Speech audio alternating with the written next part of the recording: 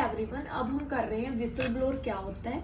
एक पर्सन जो कि इन्फॉर्म करता है कि किसी भी ऑर्गेनाइजेशन में कोई अनलॉ और इलीगल और इमोरल एक्टिविटी हो रही है तो एज अ विसल ब्लोअर उसको जाना जाता है।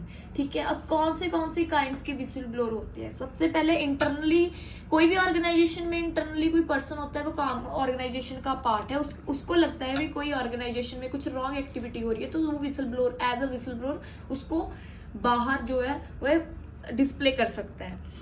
एक्सटर्नल भी हो सकता है, कोई भी अगर किसी भी पर्सन को बाहर से कुछ पता लगता है कि कोई भी ऑर्गेनाइजेशन है वो पॉलिसीज को कंडक्ट जो भी कर रही है वो रॉन्ग कर रही है, तो वो भी एज अ विसल ब्लोअर काम कर सकता है। पर्सनल भी हो सकता है, गवर्नमेंट के रिलेटेड भी हो सकता है, एनोनिमस भी होता है। अगर कॉर्पोरेट सेक्टर में होता है तो वो भी, अगर कोई भी, मैंने हर एक में यही बताया गया कि अगर कोई भी अनलॉ इलीगल एक्टिविटीज को प्रेजेंट करता है तो क्या होता है, वो विसल ब्लोअर होता है। कॉन्सिक्वेंसेस क्या होते हैं विसल ब्लोअर के?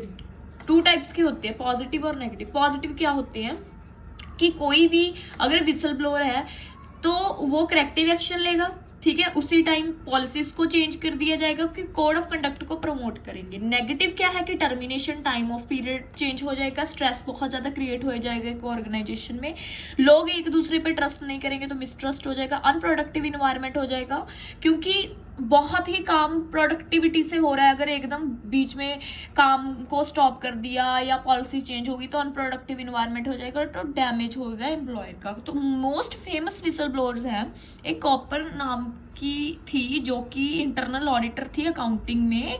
कोई अकाउंटिंग सिस्टम में 2002 में यूएसए की कंपनी में कुछ इलीगल हो रहा था, तो इसने एज अ विसल ब्लोअर यहाँ पर काम किया।